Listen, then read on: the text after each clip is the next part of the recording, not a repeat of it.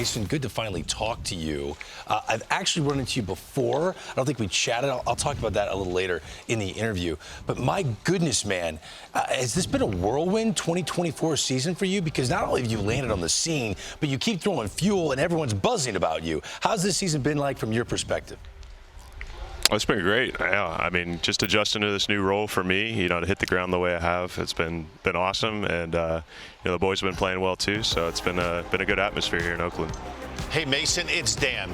Listen, everybody has that signature game. For you, early on in the year in New York, Yankee Stadium, I happened to be watching this game live. The at-bat with Juan Soto. Can you walk me through this at-bat and what's going on in your mind as it's going on?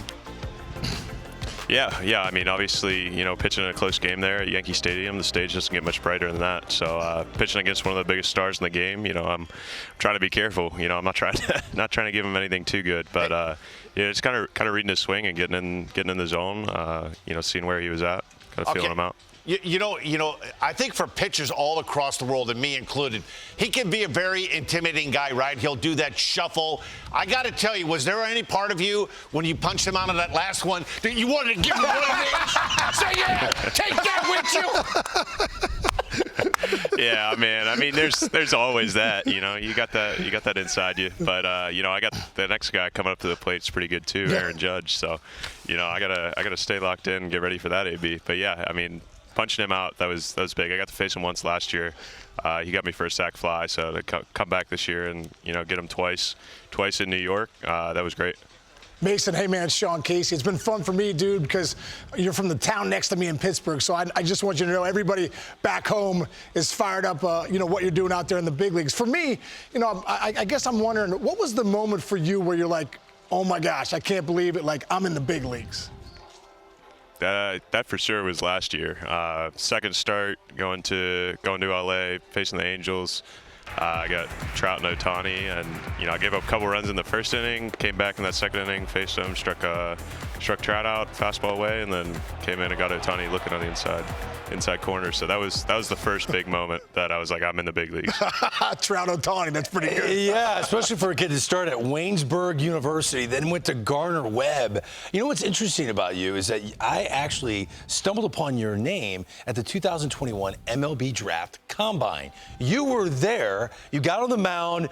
You wanted to impress all the scouts. How much did the Combine impact your draft status, and what would you say to youngsters out there that are considering going to the MLB Draft Combine? Yeah, I mean, I was healthy. I threw like 92 innings that spring, so just going to the Combine was another opportunity to kind of showcase what I had, maybe give me a little bit more notoriety amongst some scouts and teams. But yeah, I mean, I felt like I had nothing to lose. I went through probably 15 pitches, kind of lit the gun up a little bit. Nothing that teams hadn't already seen, but just doing it on that stage is like maybe the last little bit that pushed a team like Oakland over the edge to pick me up. Hey, Mason, it's Dan again. I've had a chance to watch a lot of film. It looks to me like you've made some adjustments mechanically, kind of the way you begin set on the mound. Have you made some changes? Yeah, since college, I always address the batter, both feet straight towards him. Kind of now just preset out of the windup, preset my back foot, so I don't really have to move it at all. Just kind of simplifies my approach and just allows me to be consistent each pitch and stay in good lanes, providing strikes. Out of the bullpen, you never want to be walking guys no matter where you are, but definitely out of the bullpen there in that last inning, you want to make sure the guys are beating you with their bat, not you beating yourself. Mason, your story is incredible, and I'm sure, you've been talked about so much lately, but I want to go back a little bit to Waynesburg, because obviously not a baseball powerhouse at Waynesburg, and you end up at Gardner-Webb. Can you take us through that story about, finding out that you had diabetes, and then what it took, it kind of took you to the next level from there? Yeah, so I spent my first 2 years at Waynesburg, struggled, got a type 1 diabetes diagnosis at the end of my sophomore year. Got everything figured out health-wise, kind of off the field, just overall physically. So I felt like it was in a great place to attack 2019 season, had a breakout year.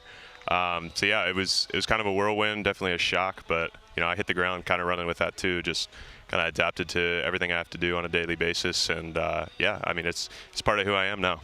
Yeah, it's a great story, and there are so many youngsters out there that want to be you, specifically because of your velocity. You've got the best fastball in the sport right now, but as Dan mentioned, you also have terrific command. So what would you say to youngsters out there that are chasing the radar gun, that want more velocity on every pitch they throw? What advice would you give them as they're trying to become the next Mason Miller? Yeah, I mean, 100 is great, but if it's 100 to the screen, it's not really helping you, you know. So, you know, you gotta build that foundation of being able to command your pitches, throw multiple pitches for a strike. You know, obviously the velo is great. You know, you look up the board, that's a great feeling. It gets you. It's kind of the way the game is today. It gets you in the door at colleges, into pro ball. But yeah, I mean, the pitchability factor can't be overstated enough. You know, you have to have that in your back pocket too if you're going to make it to the big leagues and, you know, have some success. Hey, Mason, it's Dan again. You've had some success early on in your career in college, in the minor leagues, starting. Is this a role that you'd like to do, maybe someday go back to being a starting pitcher? Yeah, I mean, my focus is on this season. Right now, that's out of the bullpen. You know, for the future, I think everybody probably wants to start. You know, me being in the back end, you know, I've kind of taken to that role. I enjoy it. I like it. I think it's important for our team right now. So focus is all on this year, and you know, whatever happens in the future, I'll be ready for it. Mason, I saw you guys a few weeks ago when you were in New York, and I was talking to Mark Kotze about your team, and I was surprised about how confident he was in your group, and at the time you weren't playing great. You guys are now one game below 500 and playing some good baseball. Take us into that clubhouse and what the vibe is in there. Yeah, man, we got a lot of confident guys in here. You know, we haven't had all three parts of the game been successful so far this year all the time. You know, sometimes the batters are quiet, but you know, we've thrown the ball really well, defending great after a couple blips earlier in the year. So I think everything's kind of coming together. We know the group that we have in this clubhouse. We know the guys we can count on.